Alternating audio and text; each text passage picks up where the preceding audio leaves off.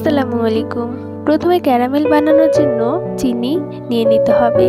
এখানে চাইলে আপনারা পানি অ্যাড করতে পারেন, কিন্তু খেয়াল রাখতে হবে ক্যারামেলটা যেন বেশি পুড়ে না যায়, এতে করে ক্যারামেলের স্বাদটা তেতো হয়ে যাবে। আমি কিন্তু পানি অ্যাড করেছি।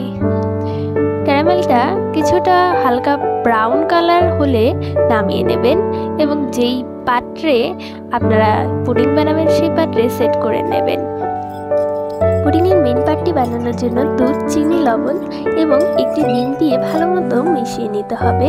আপনারা চাইলে একাধিক ডিম ইউজ করতে পারেন, কিন্তু দুধ হচ্ছে মূল উপাদান পুডিংয়ের ক্ষেত্রে।